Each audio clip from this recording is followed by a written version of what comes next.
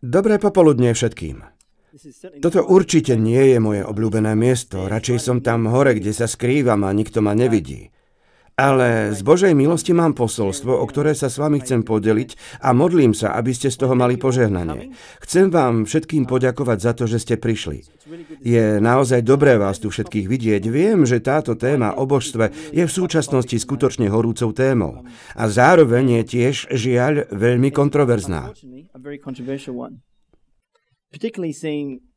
Najmä keď nedávno sme tu videli niektorých ľudí z Ameriky, ako zdieľali svoj pohľad na veci.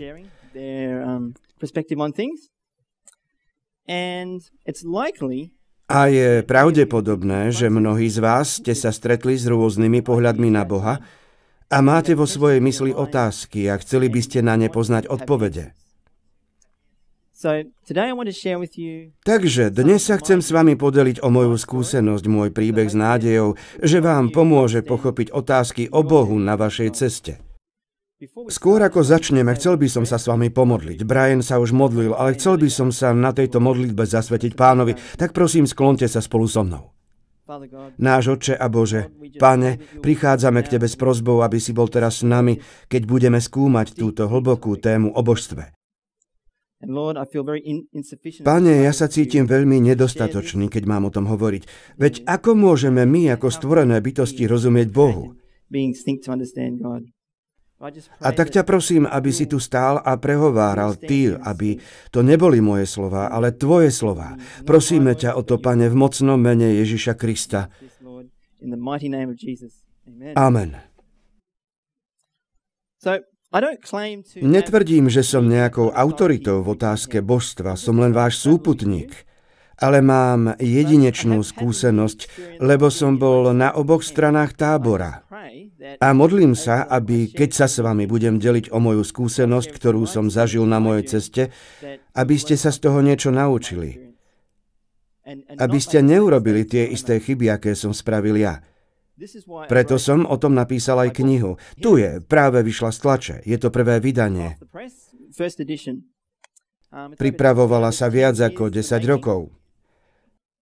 Poviete si, na čo ďalšia kniha o božstve? Verím, že táto kniha je jedinečná v dvoch ohľadoch. Poprvé, opisuje moju osobnú cestu spolu s dôkazmi, ktoré mi Pán ukázal, keď som sa snažil pochopiť pravdu o Bohu. Teda je to vlastne moje svedectvo, dá sa povedať. A po druhé je napísaná niekým, kto bol antitrinitárom a preto môžem vidieť veci z ich perspektívy, ak viete, čo mám na mysli. Často, keď som čítal knihy o božstve, niekedy mi tie argumenty nedávali zmysel, pretože prichádzali z iného uhla.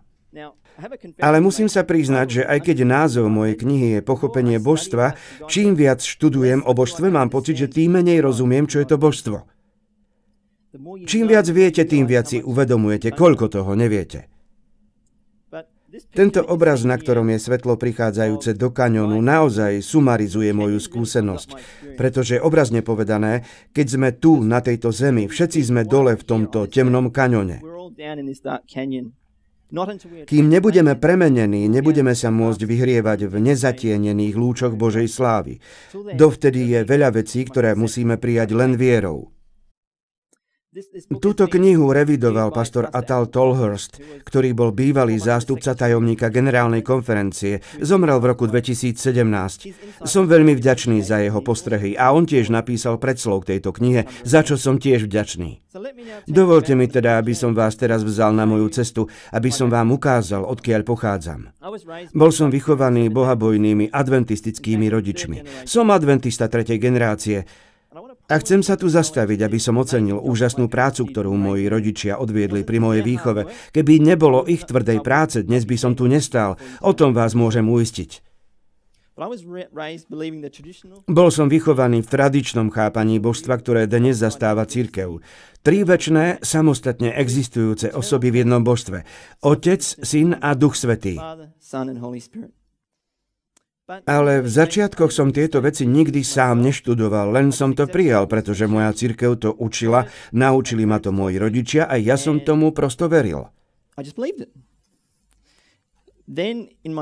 Potom v mojich tínedžerských rokoch bola moja rodina oboznámená s týmto netrojičným pohľadom na Boha. V tom učení Boh Otec je najvyšším Bohom, samostatne existujúcim, večným. Syn je tiež Bohom, ale je akoby nižším Bohom. Bol údajne splodený alebo privedený k existencii Otcom niekedy v ďalekej večnosti a zdedil všetky tituly božstva po svojom Otcovi.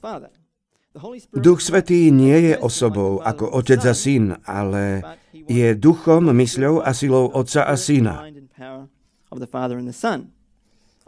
Najprv som sa tejto predstave bránil, lebo sa mi jednoducho nezdala správna.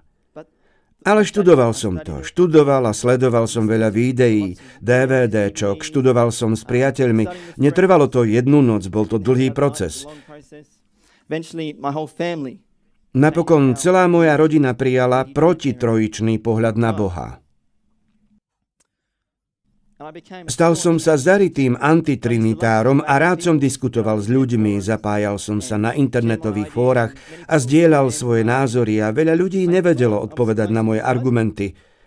Myslel som si, že som bližšie k Bohu, pretože sa mi zdalo, že protitrojičný pohľad na Boha mi pomáha viac porozumieť Bohu. Pôsobilo to viac na moje emócie. Ten doslovný vzťah Otca a Syna sa zdal realistickejší môjmu ľudskému chápaniu.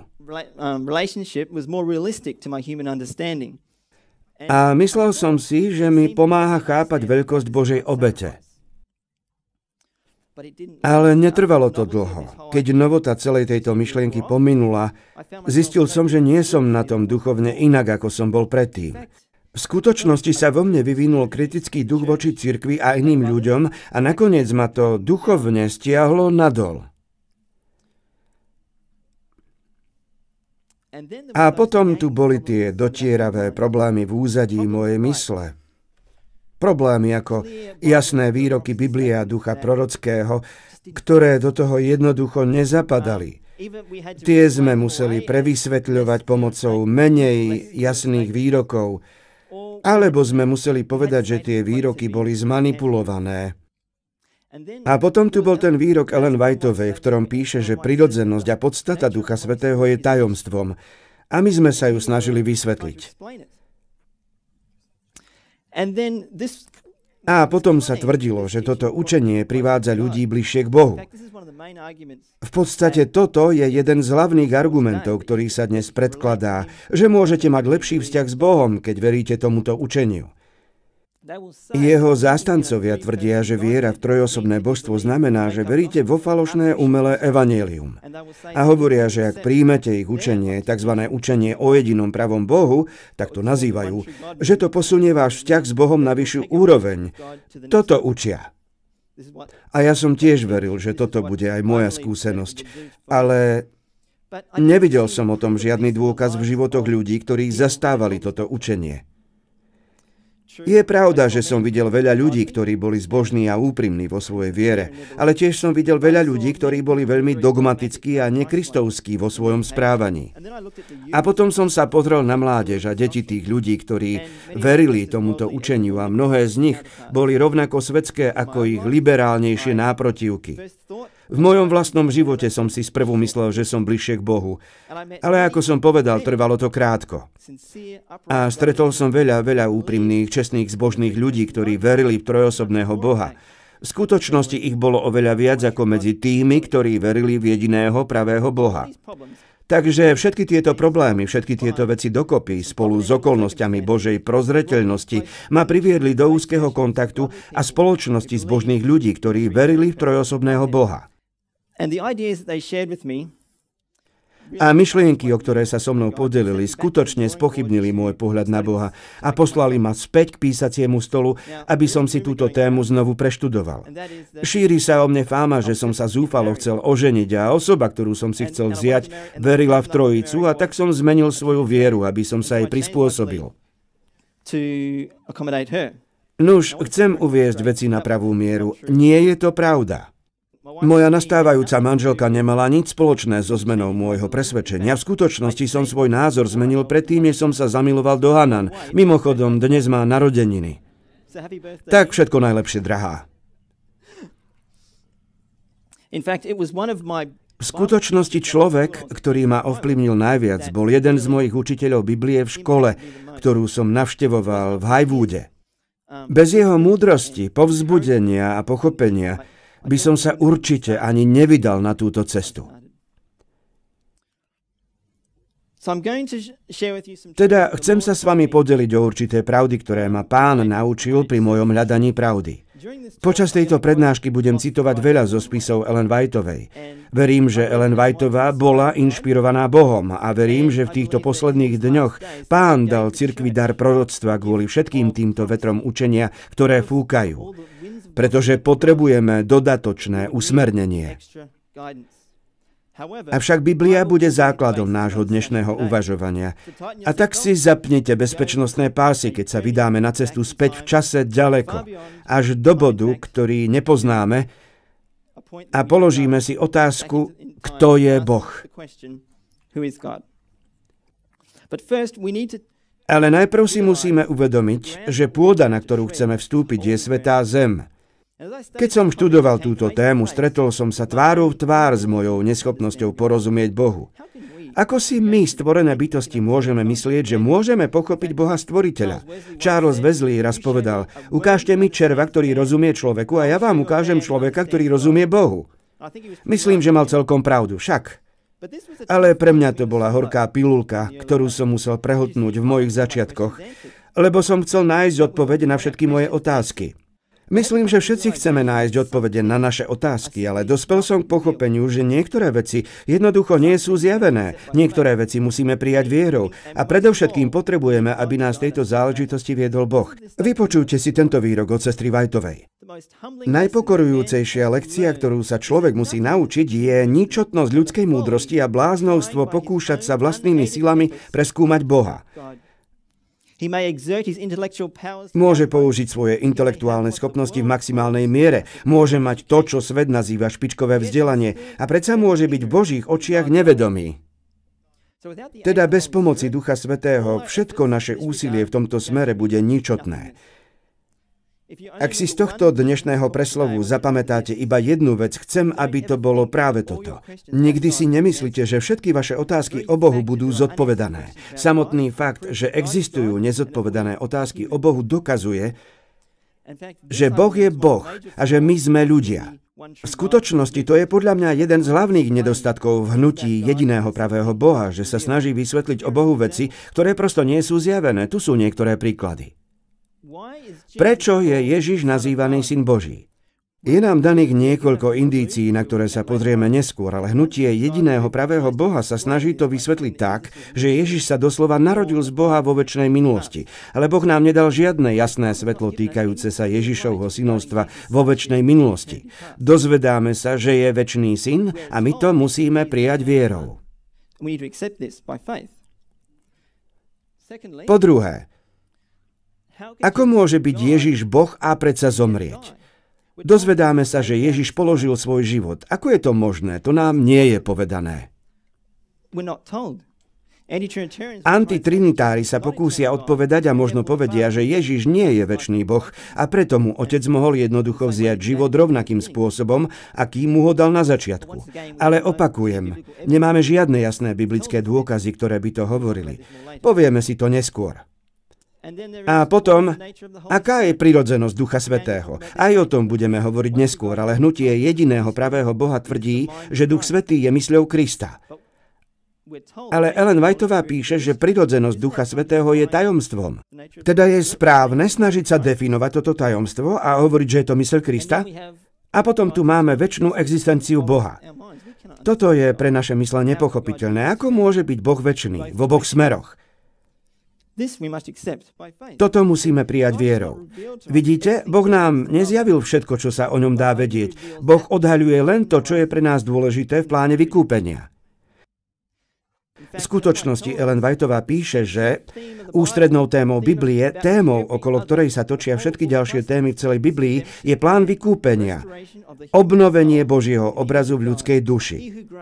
Kto pochopí túto myšlienku, má pred sebou nekonečné pole na štúdium. Má kľúč, ktorý mu odomkne celú pokladnicu Božieho slova. A to je ďalší veľmi dôležitý princíp, ktorý musíme pochopiť, keď študujeme božstvo. Teda, že Boh nám zjavuje len to, čo je dôležité pre našu spásu. Všetky mená Boha v Biblii sú nám dané na to, aby zjavili niečo z plánu spasenia. To je cieľ. A v mojej snahe pochopiť Boha boli 3 kľúčové otázky, ktoré som si musel v mysli ujasniť. Poprvé, je Kristus večný Boh ako Otec? Po druhé, je Duch Svätý skutočnou samostatnou osobou? A po tretie, je učenie o Bohu súčasťou našej viery, ku ktorej na začiatku Boh priviedol našich priekopníkov? Pokúsim sa dať odpoveď na prvé 2 body v tejto prednáške. Uvidíme, ako to pôjde. Ak by sme mohli dať definitívnu odpoveď na tieto 3 otázky, mohli by sme celú diskusiu na túto tému uzavrieť. Teda pozrime sa na prvý bod. Je Kristus večný Boh ako Otec? Keď som študoval Bibliu od Genesis po Zjavenie, zistil som, že Ježiš je veľmi jasne vykreslený ako Boh. Aj ako antitrinitár som pevne veril, že Ježiš je Boh. Takže kľúčová otázka nie je, či Ježiš je Boh. Na tom sa obe strany zhodnú. Ale otázka je, čo znamená byť Bohom. Čo znamená titul Boh? Na toto si musíme dať odpoveď. A pri svojom štúdiu som zistil, že existujú 2 kľúčové atribúty, ktoré odlišujú Boha od všetkých ostatných bytostí vo vesmíre. A sú to: poprvé, Boh je stvoriteľ a udržiavateľ všetkého života. Boh stvoril všetko a všetko udržiava v každom okamihu. A po druhé, Boh má večnú existenciu. Inými slovami, nemá začiatok. Boh existuje nezávisle od času, priestoru a hmoty. On vždy existoval.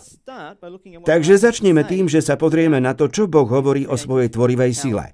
Keď si otvoríme Bibliu, úplne prvá vec, ktorú Boh chce, aby sme o ňom vedeli, je, že On je náš stvoriteľ. Na počiatku stvoril Boh nebesia a zem. Je faktom, že písatelia Biblie rozumeli, že stvorenie sveta je kľúčovým atribútom Boha. V skutočnosti, keď sa písatelia Biblie snažili ustanoviť Kristovo božstvo, toto bolo často prvé miesto, kam išli. A tu je pár príkladov. Ján 1.1 a 3. Na počiatku bolo slovo a to slovo bolo u Boha a to slovo bol Boh. Všetko bolo učinené ním a bez neho nebolo učinené nič, čo bolo učinené. A Kološanom 1.16 a 18. Lebo skrz neho, Krista, bolo stvorené všetko, čo je v nebesiach i čo je na zemi, viditeľné i neviditeľné. Buď tróny, buď panstvá, buď kniežatstvá, buď vrchnosti, to všetko bolo stvorené skrze neho a pre neho, aby on mal vo všetkom prvenstvo.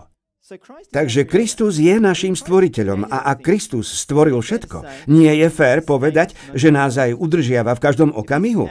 Ak jeho moc nás priviedla k existencii, nedokáže nás jeho moc udržiavať? Dokážme si to z inšpirovaného slova. Kološanom 1.17. On, Kristus, je pred všetkým a ním všetko stojí, drží pokope. A Ján 15.5. Ja som vinič, vy ste ratolesti. Ten, kto zostáva vo mne a ja v ňom, ten nesie mnoho ovocia, lebo bezo mňa nemôžete nič robiť. Počúvajte výrok ducha prorockého. Všetky stvorené veci žijú z Božej vôle a Božej moci. Sú príjemcami života Božieho syna. Nech sú akokoľvek nadané a talentované, nech sú ich schopnosti akokoľvek veľké, sú zásobované životom zo zdroja všetkého života. On je prameň žriedlo života. Iba ten, ktorý jediný má nesmrteľnosť a prebýva vo svetle a živote, mohol povedať, mám moc položiť svoj život a mám moc ho znova vziať. Teda tu sa dozvedáme 2 veci. Poprvé, Ježiš je zdrojom všetkého života. A po druhé, Ježiš mal moc položiť svoj život a moc ho znova vziať. Prečo to zdôrazňujem? Totiž jedno zo základných učení hnutia jediného pravého Boha je zhrnuté v jeho názve. Pojem jediný pravý Boh naznačuje, že Ježiš nie je jediný pravý Boh, že on je nejakým spôsobom nižší Boh než Otec. A tu je hlavný rozdiel.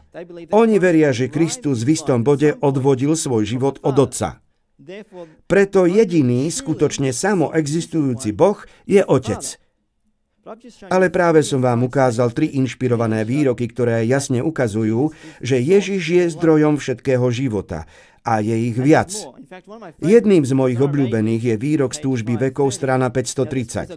Toto bol prelomový výrok pre našich priekopníkov, keď sa prvýkrát objavil. Dokonca, keď Emil Andreasen čítal tento výrok, neveril, že to Ellen Whiteová napísala, tak išiel do samotného archívu Ellen White, vyhľadal ho a zistil, že ona to skutočne napísala. Tu je. Ježiš vyhlásil: Ja som, všimnite si tie slová, skriesenie a život. V Kristovi je život pôvodný, neprepožičaný, neodvodený. Kto má syna, má život. Kristovo božstvo je pre veriaceho istotou večného života. Teraz premýšľajte o tej poslednej vete. Kristovo božstvo je pre veriaceho istotou večného života. Ak znížime božstvo Krista akýmkoľvek spôsobom, ak hovoríme, že on je nižší Boh než Otec, čo vlastne robíme? Neohrozujeme svoj večný život? Tento citát nám hovorí 2 veľmi dôležité veci o Bohu.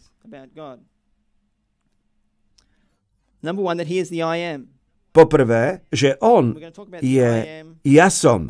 O tom si povieme viac neskôr. Viete, keď som bol antitrinitár, bol som presvedčený, teda veril som, že Ježiš je Boh v každom zmysle slova. Ale keď to začnete prepočítavať, uvedomíte si, že súčet vlastne nesedí. Poviem vám prečo. Tento výrok jasne spája Ježišovo božstvo s jeho večnou existenciou. Vidíte to? Ellen Whiteová používa v tomto výroku 3 slová, ktoré majú všetky podobný význam, ktoré opisujú Kristov život. Čo znamená slovo pôvodný? Mimochodom, tieto definície pochádzajú z Websterovho slovníka z roku 1828, čo je dobrý slovník na použitie, keď študujete Ellen Whiteovu, pretože bol napísaný v jej dobe.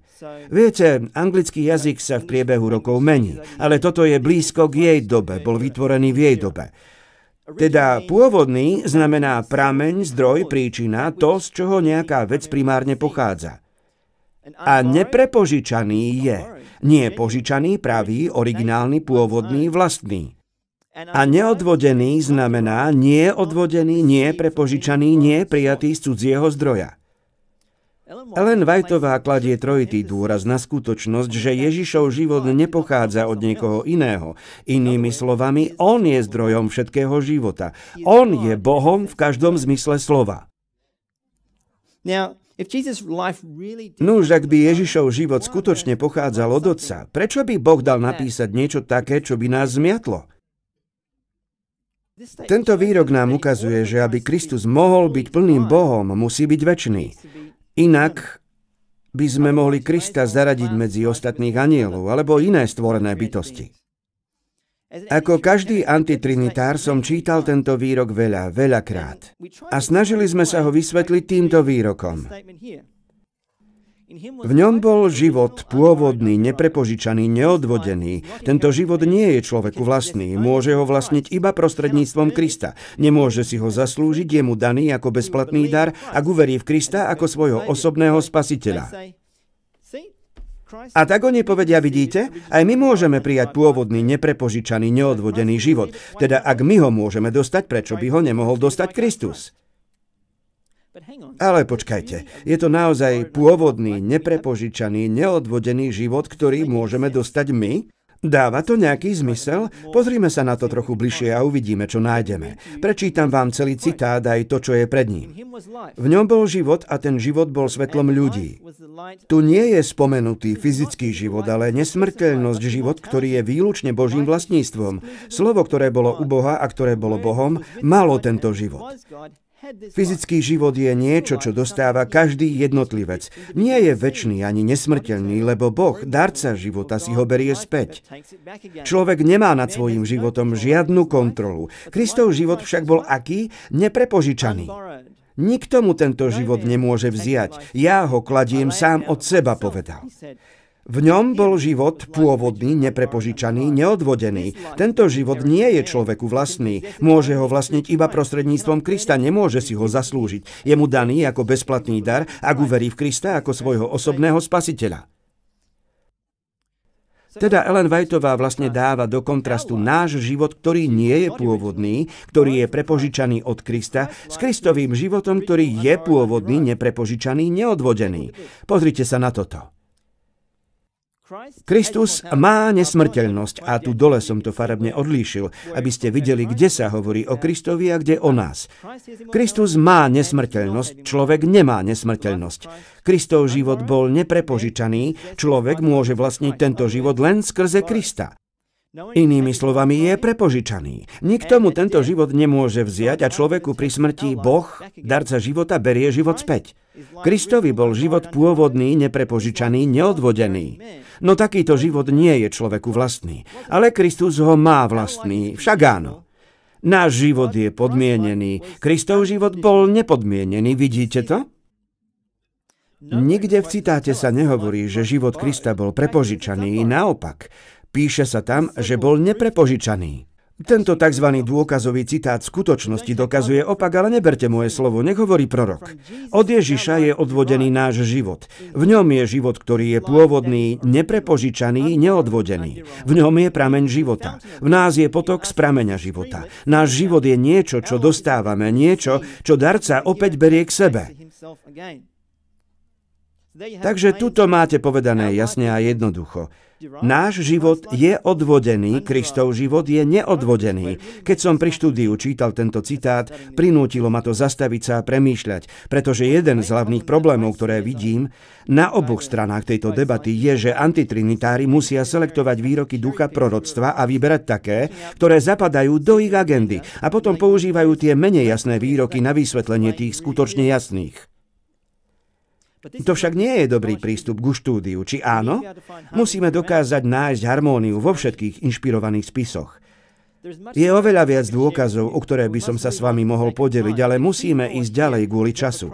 Ale kľúčové je to, že aby bol Kristus našim stvoriteľom a udržiavateľom, musí byť večný. Jeho život je pôvodný, neprepožičaný, neodvodený. On je večný Boh.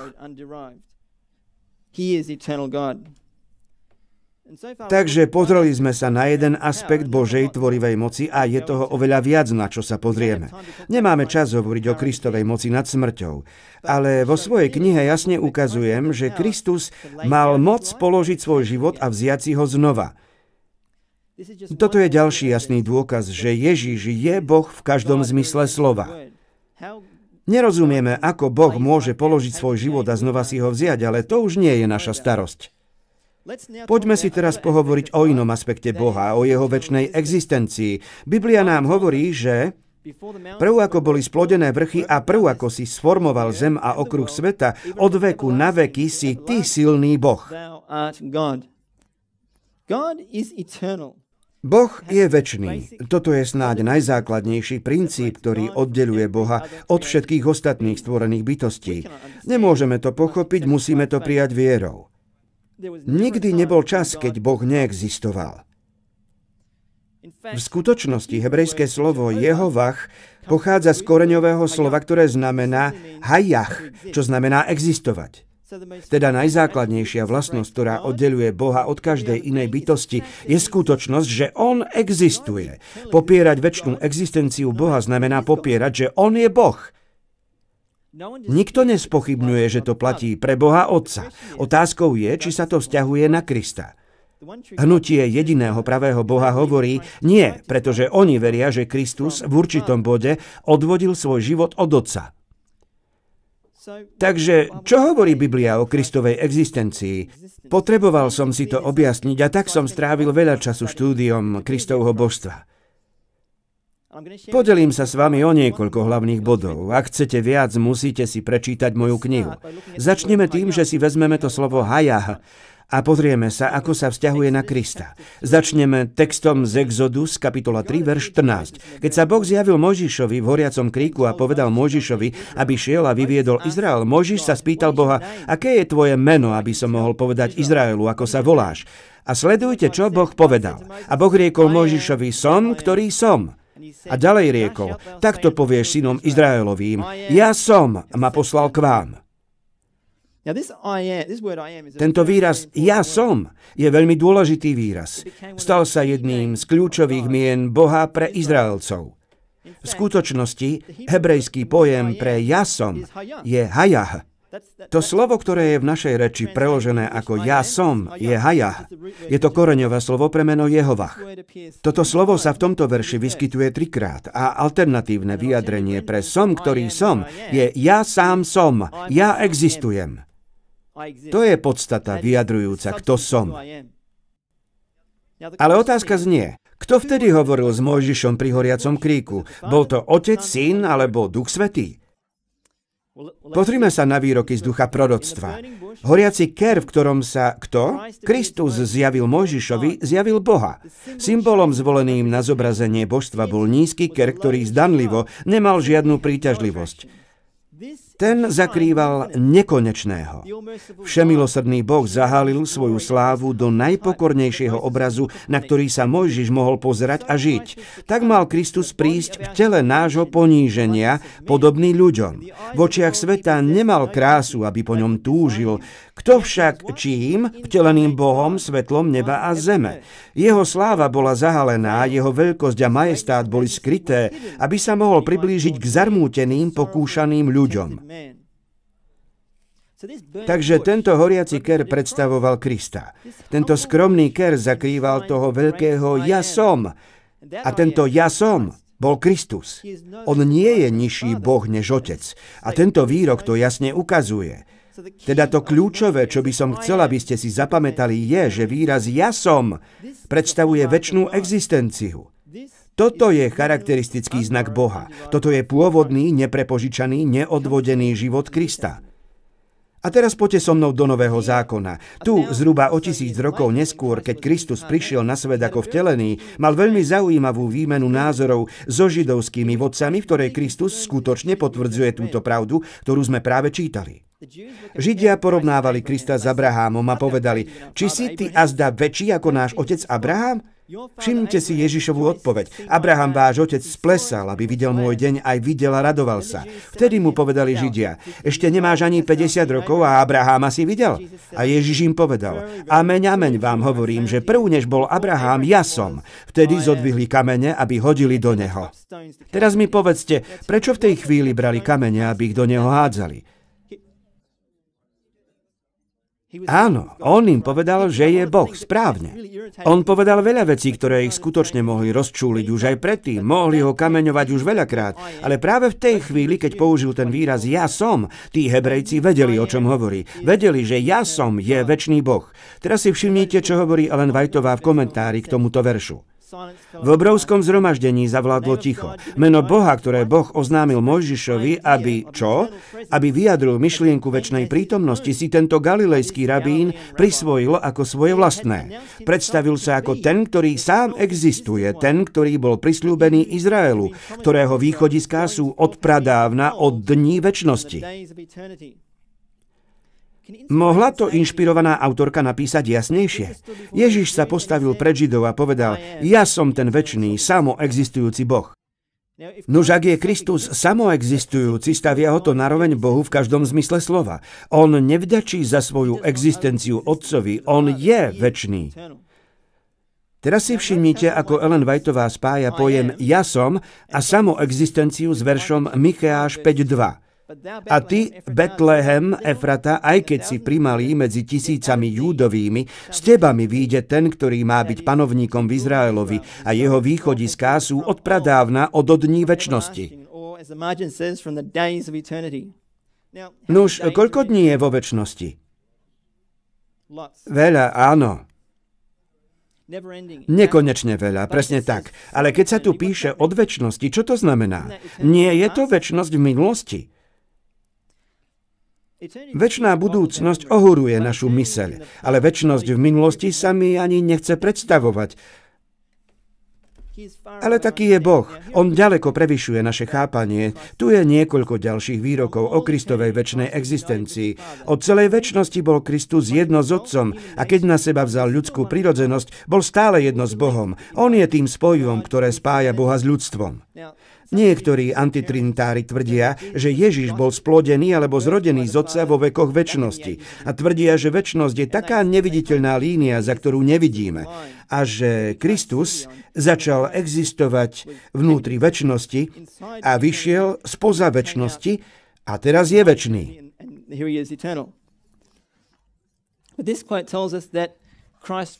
Tento citát nám však hovorí, že Kristus bol od celej večnosti. To nie je len kúsok z večnosti. Ak je to vôbec možné, ak je vôbec možné mať kúsok z večnosti, ale celej znamená celej, bez začiatku. Tento ďalší je naozaj úžasný. Ja som ten živý. A bol som mŕtvý, ale hľa, som živý na veky vekov. Ameň. A mám kľúče pekla i smrti. To sú úžasné, slávnostné a významné vyhlásenia. Bol to zdroj všetkého milosrdenstva a odpustenia, pokoja a milosti. Ten samoexistujúci, večný a nemenný, ktorý navštívil svojho služobníka vo výhnanstve na ostrove, ktorý sa nazýva Patmos. Takže tu je to opäť. Kristus je samoexistujúci a večný. Dá sa to v angličtine povedať ešte jasnejšie. Keď Ježiš hovorí, ja som ten živý, vlastne hovorí, ja som, ktorý som. Ja sám existujem. Takže ten večný samoexistujúci zomrel, vstal z mŕtvych a vďaka tomu má kľúče od pekla a smrti. Keby ho vzkriesil z mŕtvych Boh, ako by tým získal kľúče od pekla a smrti? Zatiaľ som vám ukázal len malý výber toho, čo je v mojej knihe, ale musíme ísť ďalej. Otázkou je, ako antitrinitári, alebo hnutie jediného pravého Boha, ako vysvetľujú tieto jasné citáty. Nuž oni hovoria, že Ježiš zdedil atribúty božstva po svojom otcovi. Takže Ježiš je samoexistujúci vďaka svojmu otcovi.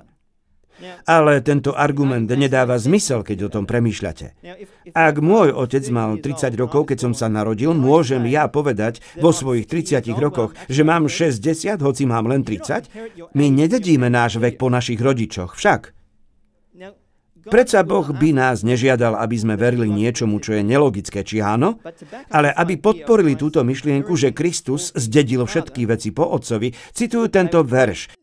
Židom kapitola 1, verše 1, 2 a 4. Aby podporili túto myšlienku. Tu sa píše, že Boh za týchto posledných dní nám hovoril v synovi, ktorého ustanovil za dediča všetkého, skrze ktorého učinil aj veky. A verš 4. Tým, že sa stal oveľa lepším ako anjeli, keďže získal dedením lepšie meno ako oni.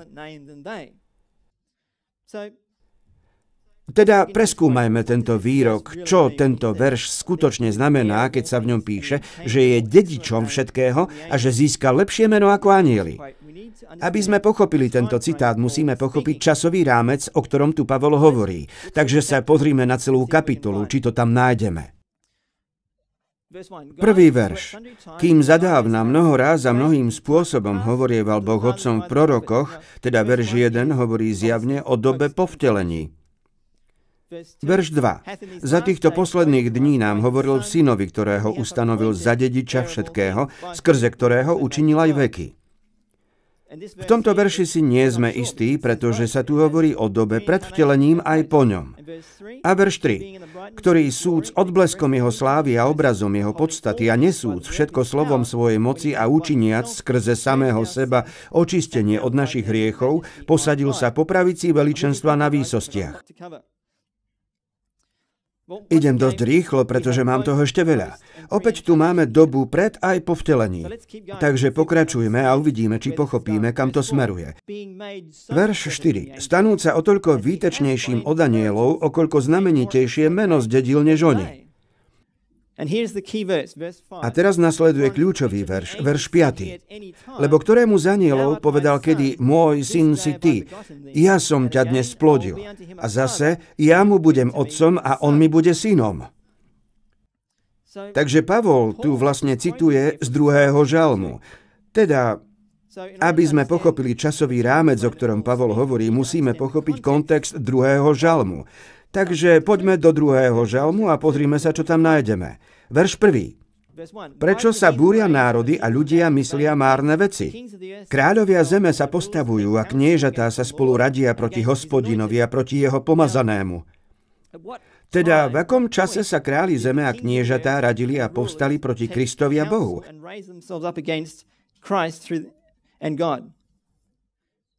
Bolo to dávno vo večnosti? Nie, určite nie. Nebolo to pri ukrižovaní? To bol jediný čas, kedy ľudia položili ruky na Krista. S tým na pamäti pokračujme v čítaní. A hovoria, roztrhajme ich zväzky a zahoďme od seba ich povrazy. Ale ten, ktorý prebýva v nebesiach, sa smeje. Pán sa im vysmieva. Vtedy bude hovoriť s nimi vo svojom hneve a svojou prchlivosťou ich predesí a povie: ale ja som ustanovil svojho kráľa nad Sionom, vrchom svojej svetosti. Aký je kontext týchto veršov? Kedy bol Kristus ustanovený za kráľa v majestáte na výsostiach? Nebolo to vtedy, keď vystúpil späť do neba, keď ukončil dielo na zemi? Čítajme ďalší verš. Rozprávať budem o ustanovení zákona. Hospodin mi povedal: ty si môj syn, ja som ťa dnes splodil. Takže v kontexte týchto veršov, čo si myslíte, kedy otec povedal tieto slová Kristovi? Dávno vo večnosti? To nesedí do kontextu však. Kontext zjavne hovorí o dobe po vtelení. Takže pozrime sa na ďalší verš, čo tam je. Verš 8. Požiadaj odo mňa a dám ti národy za tvoje čo? Dedičstvo a najvzdialenejšie končiny zeme za tvoje vlastníctvo. Teda tu je naše slovo dedičstvo. Toto je slovo, ktoré sa snažíme pochopiť v Židom 1. kapitole. Zachytil niekto nejaké podobnosti medzi Židom 1. kapitolou a 2. žalmom? Ak nie, ukážem vám ich. Obe kapitoly hovoria o tej istej udalosti. Jedna je proroctvo, druhá ju opisuje zo spätného pohľadu. A čo sa tu deje? Kristus prišiel na zem ako človek a králi zeme sa postavili proti nemu, proti Bohu skrze osobu Ježiša Krista. Zabili ho, dali do hrobu a postavili tam stráže, aby ho tam udržali. Ale Boh v nebi sa im vysmial, poeticky povedané. Zmáril ich plány tým, že poslal anjela, aby povolal Krista z mŕtvych z hrobu. Potom Kristus vystúpil späť do neba ako kráľ svätého vrchu Sion a potom otec vyhlásil: ty si môj syn, ja som ťa dnes splodil. Teda čo bolo Kristovo dedičstvo? Čo bolo toto dedičstvo, vďaka ktorému sa Ježiš stal oveľa výtečnejším od anielov? Žalm 2, verš 8 nám hovorí, že to boli národy a svet, končiny zeme. To bolo jeho dedičstvo. Keď Kristus zomrel, vyslobodil zem zo satanovej nadvlády a vďaka svojej obeti získal mnohé národy späť pre Boha. Toto bolo to, čo urobilo Krista o toľko výtečnejším od anielov. To je to, čo ohromilo anielov. Keď anieli videli Krista, že prišiel, aby žil ako človek a zomrel, zrazu si uvedomili, aký Kristus v skutočnosti je, aký je v skutočnosti Boh. To je to, čo urobilo Krista oveľa výtečnejším, ako sú anieli v ich mysliach.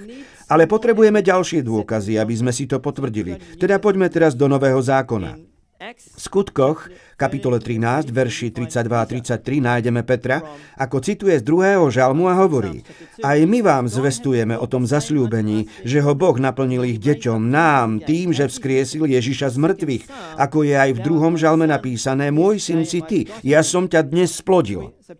Takže Peter stanovuje kontext 2. žalmu na dobu pri vzkriesení. A Pavol robí to isté v Rimanom 1. kapitole, verši 4. Hovorí, že Kristus bol vyhlásený za syna Božieho s mocou podľa Ducha svetosti s mŕtvych vstaním. A ešte jeden dôkaz, ktorý ukazuje, že je to pravda, je z knihy Duch proroctva, zväzok 3, strana 179. Ellen Whiteová tu cituje 2. žalm, verše 1 až 4 a potom hovorí: rímske stráže a rímske zbrane boli bezmocné, aby zadržali Pána života v úzkom priestore hrobky. Kristus vyhlásil, že má moc položiť svoj život a znovu ho vziať. Hodina jeho víťazstva bola blízko.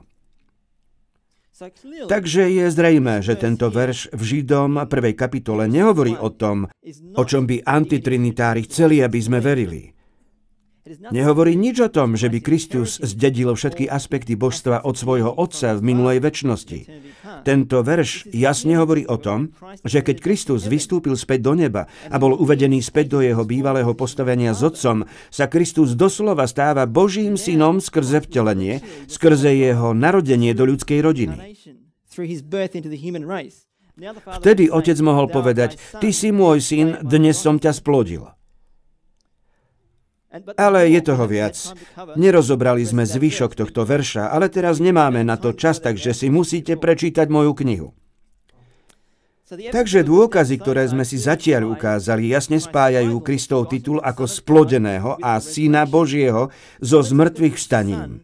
Ale pozrime sa na slovo syn trochu viac, aby sme to pochopili. Ako antitrinitár som kládol veľkú váhu na toto slovo syn. V skutočnosti vždy, keď som čítal slovo syn, automaticky to pre mňa znamenalo splodený otcom alebo narodený z otca vo večnosti. To si antitrinitári myslia, keď čítajú slovo syn v Biblii. Ale čo slovo syn skutočne znamená? To je otázka, ktorú som si potreboval zodpovedať. Otázka, sú mená v Biblii dôležité? Áno, veľmi dôležité. Vezmime si napríklad meno Daniel, to znamená Boh je môj sudca. A kniha Daniel je celá o súde. Alebo Jakob. Meno Jakob znamená uchvatiteľ alebo podvodník. Ale potom, čo bol obrátený, Boh zmenil jeho meno na Izrael, víťaz, premožiteľ. Takže meno nám hovorí o charakteristikách daných ľudí, kto sú a aká je ich úloha. Teda mená v Biblii sú veľmi dôležité. Ale čo Božie mená? Myslíte, že mená Boha nás niečo učia o ňom? Určite áno. V podstate v Biblii je viac ako 100 mien Krista a každé z nich nám hovorí niečo o pláne vykúpenia. Tu je ich len niekoľko. Prečo by malo byť Kristovo meno syn iné ako ostatné? Toto je otázka, ktorú si musíme položiť. Prečo by meno syn a splodený mali byť iné? Nehovoria nám tiež niečo o pláne vykúpenia? Biblia nám hovorí, že Ježiš je baránok zabitý od založenia sveta. Znamená to, že Ježiš bol zabitý pri založení sveta? Alebo pred založením sveta? Nie, zjavne nie. Ale tento pojem baránok sa vzťahuje na Ježišovu obeť za hriechy celého sveta. A to poukazuje na dôležitý princíp toho, ako Boh pracuje. Ellen Whiteová hovorí v Túžbe vekov na strane 606. Boh hľadí na veci, ktoré nie sú, ako by boli. Vidí koniec od začiatku a na výsledok svojho diela sa pozerá, ako by už bol dosiahnutý. Boh často hovorí o veciach, ktoré sú v budúcnosti tak, ako by boli súčasnosťou. Nie je to zaujímavé? Môže sa to vzťahovať aj na Kristovo synovstvo? Totiž Ellen Whiteová veľmi jasne hovorí, že Kristus je večný syn Boží. Pozrite sa na to tu. Slovo existovalo ako božská bytosť dokonca, ako večný Boží syn v jednote so svojím otcom. Od večnosti bol prostredníkom zmluvy tým, ktorom mali byť požehnané všetky národy zeme, Židia aj pohania, ak ho príjmú.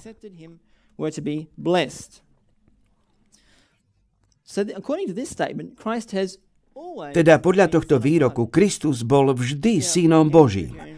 Antitrinitári sa to snažia prekrútiť a povedať, že toto sa vzťahuje len na večnosť v budúcnosti a nie večnosť v minulosti. Ale to je násilie voči významu vety. Keby som povedal, že Adam existoval ako večný človek, čo tým hovorím? Nehovorím, že existoval vždy, čo samozrejme nie je pravda. Ale ak duch proroctva hovorí, že Ježiš je večným synom Božím, tak má na mysli presne to, čo hovorí. Napokon ona hovorí od večnosti, teda od večnej minulosti bol prostredníkom zmluvy.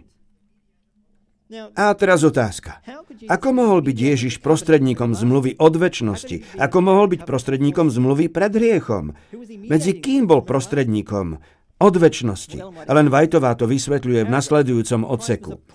Kristus bol ustanovený do úradu prostredníka od Božieho stvorenia, ustanovený od večnosti za nášho zástupcu a ručiteľa. Teda dávno predtým, než prišiel hriech, doslova od večnosti, od odvekej minulosti, bol Kristus ustanovený za prostredníka, za ručiteľa diela, ktoré mal vykonať, keď plán vykúpenia prišiel do realizácie. Keď ľudia padli, Kristus sa ujal úradu prostredníka, ktorý mal, alebo v ktorom bol od večnosti. Spočiatku to bol len sľub a prísľub toho, čo sa stane v budúcnosti, a potom, keď nastal čas, sa to stalo skutočnosťou. Už predtým, než prišiel hriech, bol tu Spasiteľ. Amen? V skutočnosti je nám veľmi jasne povedané, že plán vykúpenia sám o sebe je večný. Pozrite sa na toto. Všetky tieto texty, nemám čas ich všetky čítať, ale keď sa pozriete na význam slov ako zamlčané tajomstvo alebo skrytá múdrosť či skryté tajomstvo, všetky sa vzťahujú na plán vykúpenia pripravený od večnosti. A Ellen White to potvrdzuje, keď cituje Rímanom kapitolu 16, verše 25 a 26, keď hovorí, že to bol plán vykúpenia, ktorý bol zamlčaný počas večných časov.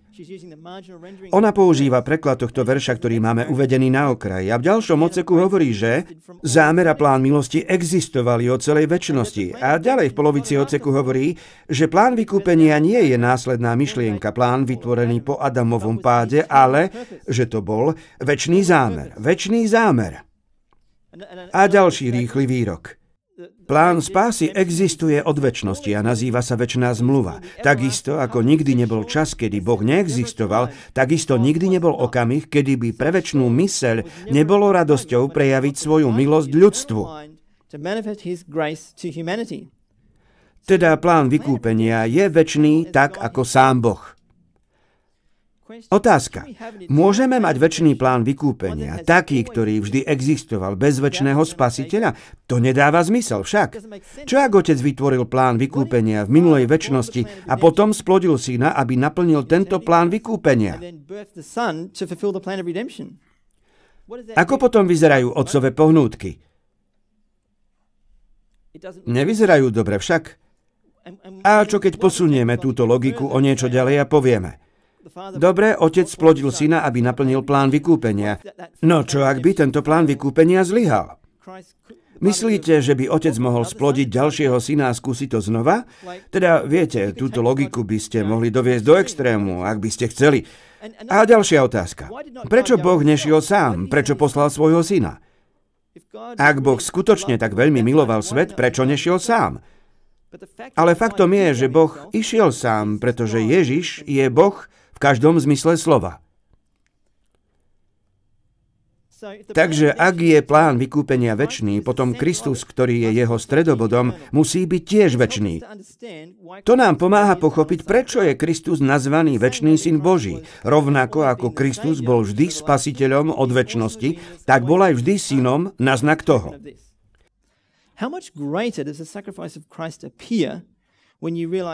O koľko väčšia sa potom Kristova obeť javí, keď si uvedomíte, že vzťah medzi otcom a synom je večný, nikdy nebol prerušený, vždy existoval, je oveľa lepší ako ktorýkoľvek vzťah otca a syna, ktorý existuje tu na zemi. Alebo, ako hovorí Ellen Whiteová, na kríži došlo k rozdeleniu božských mocí. To dáva obeť Krista na úplne novú úroveň. Teda späť k našej otázke. Je Kristus večný Boh ako Otec?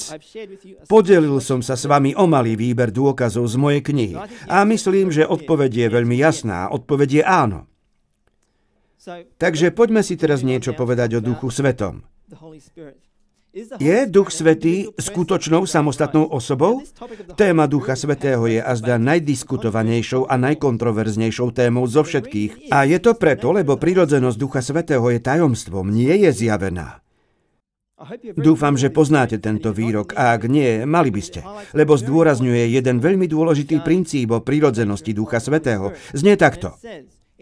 Nie je nutné, aby sme vedeli presne definovať, čo je Duch Svätý. Kristus nám hovorí, že Duch Svätý je tešiteľ.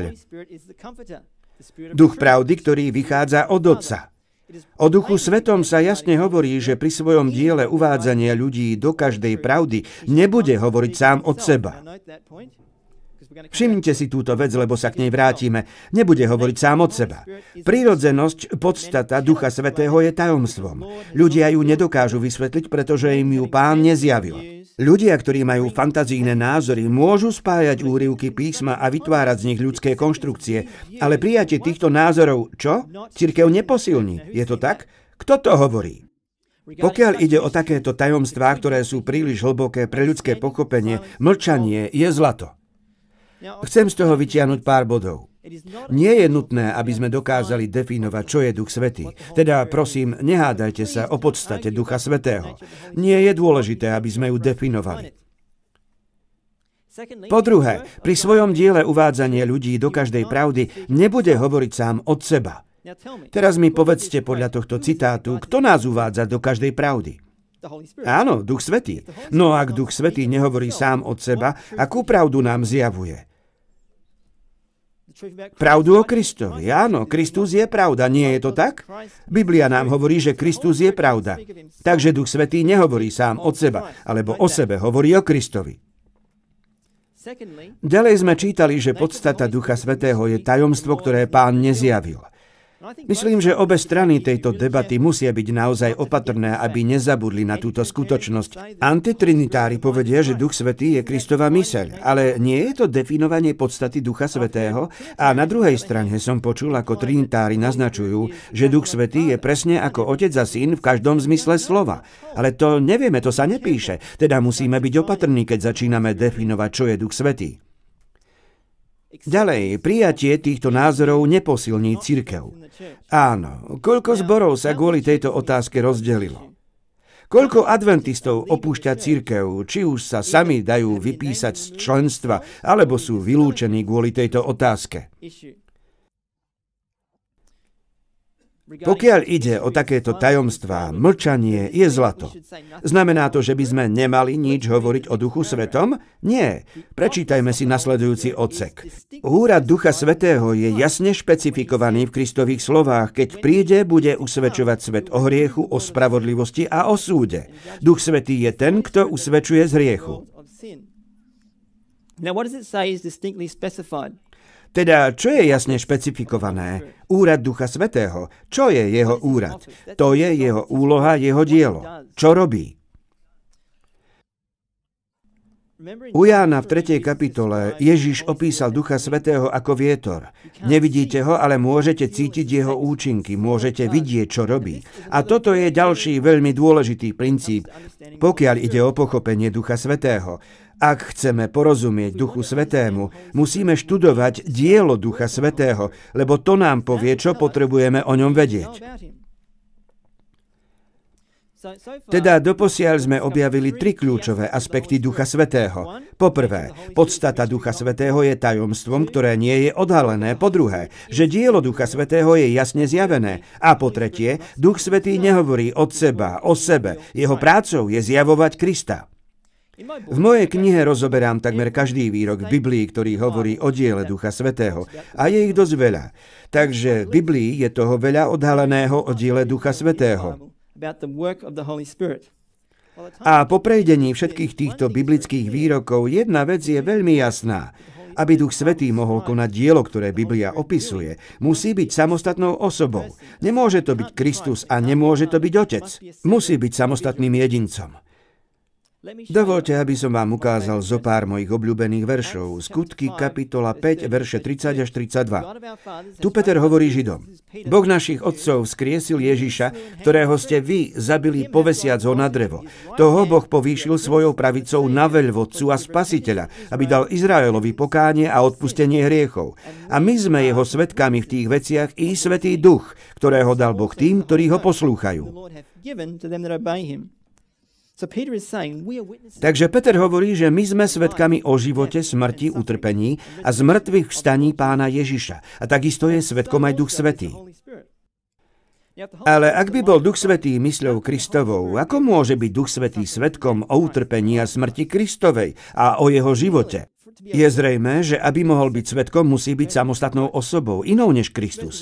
Tento verš bol pre mňa rozlúsknutím, keď som ho prvýkrát čítal. Jednoducho ma jedného dňa pri čítaní zasiahol. Duch Svätý je svedok, takže musí byť samostatným jedincom mimo Otca a Syna. Čo hovorí Ellen Whiteová o Duchu Svätom? Duch Svätý je Kristov zástupca, ale bez ľudskej osobnosti a nezávislý od nej. Kristus zaťažený, všimnite si to slovo, zaťažený, ľudskosťou nemohol byť na každom mieste osobne. Preto bolo v ich záujme, aby odišiel k Otcovi a poslal Ducha, ktorý by bol jeho nástupcom na zemi. Nikto potom nemohol mať žiadnu výhodu kvôli miestu svojho pobytu alebo osobnému kontaktu s Kristom. Prostredníctvom Ducha bude Spasiteľ prístupný všetkým. V tomto zmysle im bude bližšie, ako keby nebol vystúpil na výsosť. Kontext tohto výroku je, že Kristus prehovára k učeníkom a hovorí, že odíde a pošle tešiteľa. A Ellen Whiteová hovorí veľmi jasne, že Kristus bol zaťažený ľudskosťou. Čo to znamená byť zaťažený niečím? Že ste obmedzení, že máte prekážky? Nuž, to nám jasne hovorí, že keď Kristus vzal na seba ľudskosť, vzdal sa svojej všade prítomnosti. Nemohol byť prítomný všade naraz, ako mohol predtým. Bol zaťažený ľudskosťou. Nuž, antitrinitári tu narážajú na problém. Pretože ak Duch Svätý je mysľou Krista, všade prítomnosť Boha, potom ako Kristus mohol byť zaťažený ľudskosťou? Nemohol byť zaťažený vôbec. Lebo Duch Svätý je Božia všade prítomnosť, ktorú mal pred vtelením aj po ňom. Takže tento výrok nedáva žiadny zmysel, ak veríte, že Duch Svätý je súčasťou Krista. Ale ak Duch Svätý je samostatná osoba, zastupujúca Krista, potom to dáva dokonalý zmysel. Kristus je zaťažený ľudskosťou, takže teraz Duch Svätý preberá úlohu zjavovania a zastupovania Krista. Teraz si prečítajme ďalší výrok, ktorý to skutočne potvrdzuje. O Duchu Ježiš povedal, on ma oslávi. Spasiteľ prišiel osláviť Otca tým, že zjavil jeho lásku. A tak mal Duch osláviť Krista zjavením jeho milosti svetu. Toto je veľmi kľúčová vec, ktorú chcem, aby ste pochopili. Keď Kristus prišiel na túto zem, prišiel zjaviť Otca. Ježiš povedal, kto mňa videl, videl Otca. Takže Kristus bol akoby Otcom pre nás na zemi. Kristus dokonale ukázal, aký je Otec. Ale keď sa Kristus vrátil do neba, Duch Svätý na seba vzal úlohu zjavovania Krista. A aby mohol Duch Svätý zjavovať Krista, musí byť samostatnou osobou. Nemôže to byť Kristus. Kristus nemôže zjavovať sám seba. To nedáva zmysel. Vlastne Ježiš povedal v Jánovi 5, verš 30 a 31. Nehľadám svoju vlastnú vôľu, ale vôľu toho, ktorý ma poslal, Otcovu. Ak ja svedčím sám o sebe, moje svedectvo nie je pravdivé. Takže ak je Kristus Duch Svätý, vydáva svedectvo sám o sebe, oslavuje sa sám a zjavuje sa sám. Keby som vstal a svedčil sám o sebe a povedal vám, aký som dobrý človek, asi by ste ma nepočúvali však. Ale keby sa postavil niekto iný a svedčil o mne, potom toho človeka by ste možno počúvali. Mám pravdu? A to isté platí pre Krista. Kristus sa nezjavuje sám, ale zjavuje ho Duch Svätý. Kristus povedal o Duchu Svetom. Ale keď príde on, ten duch pravdy, uvedie vás do každej pravdy, lebo nebude hovoriť sám o sebe, ale bude hovoriť všetko, čo bude počuť, aj budúce veci vám bude zvestovať. Ten ma oslávi, pretože z môjho vezme a ukáže to vám. Toto je veľmi dôležitá vec. Duch Svätý nehovorí sám o sebe, ale zjavuje Krista. Pokiaľ viem, v Biblii nie je žiadny text, ktorý by hovoril, aby sme uctievali Ducha Svätého. A to preto, že úlohou Ducha Svätého nie je byť uctievaný. Jeho úlohou je zjavovať Krista. Takže v skutočnosti úlohou Ducha Svätého je zosobňovať Krista. Toto slovo som si nevymyslel. Toto slovo pochádza priamo z inšpirovaných spisov. Duch Svätý je tešiteľ v Kristovom mene. On zosobňuje Krista, ale je samostatnou osobnosťou. Čo to znamená niekoho zosobňovať? Vezmete na seba vlastnosti danej osoby. Hovoríte ako ona, konáte ako ona, ste tou osobou pre všetky zámery a účely. Takže Duch Svätý berie na seba Krista. Duch Svätý, to je ďalší výrok ducha proroctva. Duch Svätý prichádza na svet ako Kristov zástupca. Nielenže hovorí pravdu, ale on je pravda, verný a pravdivý svedok. Je veľkým skúmateľom srdc a pozná charaktery všetkých. Kto iný je pravda a verný a pravdivý svedok? Kto iný to je? Je to Kristus. Teda Duch Svätý berie na seba meno Kristovo, lebo je Kristovým zástupcom. Alebo čo poviete na tento? My chceme Ducha Svätého, ktorý je Kristus. Tento nový výrok sa objavil len nedávno, keď Ellen White Estate vydal všetky nezverejnené listy Ellen Whiteovej. Ale my nemáme problém s týmto výrokom. Duch Svätý je pre nás Kristus, je to Kristov zástupca, zosobňuje Krista. Preto pre nás Duch Svätý je Kristus. Jednota v božstve je taká, že ich nemôžeme rozdeliť na niekoľko samostatných kúskov. Oni pracujú v dokonalej harmónii spolu.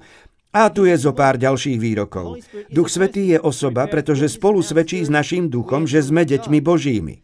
Pre prípad, že by niekto mal nejaké pochybnosti o pravosti tohto výroku v knihe Evangelizácia, pozrite sa na toto. Toto je originálny rukopis Ellen Whiteovej. Duch Svätý je osoba, pretože spolu svedčí s naším duchom, že sme deťmi Božími. Toto je napísané jej vlastným perom a atramentom. A v prílohe mojej knihy mám celý rad naskenovaných originálnych výrokov a rukopisov Ellen Whiteovej, ktoré potvrdzujú mnohé z týchto kľúčových výrokov. A tu je ďalší. Musíme si uvedomiť, že Duch Svätý, ktorý je osobou rovnako ako Boh, prechádza týmito miestami, že Pán Boh je naším strážcom a pomocníkom. A ešte jeden. Duch Svätý musí byť tiež božskou osobou, inak by nemohol skúmať tajomstvá, ktoré sú skryté v Božej mysli. Mohol by som vám ukázať viac, ale čas je proti nám. Ale predsa vám chcem ukázať ešte jeden výrok, a to je tento.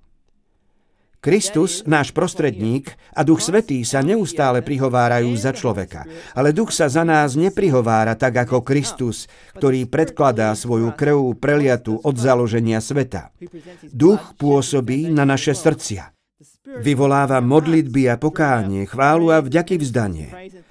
Vďačnosť, ktorá prúdi z našich pier, je výsledkom toho, že duch brnká na struny duše vo svätých spomienkach a prebúdza melódiu v srdci.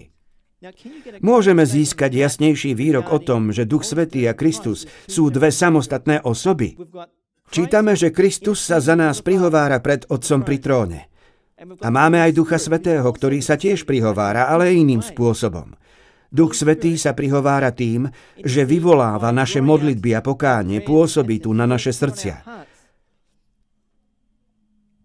Toto je veľmi jasné. Duch Svätý pracuje, aj Kristus pracuje. Majú samostatné úlohy. Tento citát by nedával žiadny zmysel, ak veríte, že Duch Svätý a Kristus sú tá istá bytosť. Teda, prečo som opustil protitrojičné hnutie? Dôkazy jednoducho nesedeli, keď som ich podrobil skúške s otvorenou mysľou. Ale teraz vlastne trochu predbieham. Pretože toho bolo viac. Predtým, než som bol pripravený urobiť úplnú zmenu, potreboval som si zodpovedať ďalšiu otázku. A tá otázka bola, čo s priekopníkmi? Bolo učenie o Bohu súčasťou základných vieroučných bodov, ktoré boli stanovené na začiatku histórie našej cirkvi? Ale toto bude predmetom našej ďalšej prezentácie. Je to fascinujúca výprava do histórie našich priekopníkov, teda nenechajte si ju ujsť. Pomodlíme sa teraz. Náš Otče Bože, ďakujeme Ti za to, že si sa nám jasne zjavil skrze svojho Syna Ježiša Krista. A ďakujeme Ti aj za dielo Ducha Svätého, ktorý nám jasne zjavuje Krista. A prosíme ťa, aby keď sa budeme snažiť porozumieť Ti viac, aby si sa nám zjavil nie preto, aby sme uspokojili našu zvedavosť, ale aby sme ťa mohli hlbšie milovať a boli napokon pripravení, keď sa vrátiš, aby si nás vzal domov. Požehnaj nás, buď s nami a prived nás všetkých bezpečne na ďalšiu prednášku. Modlíme sa v Ježišovom mene. Amen.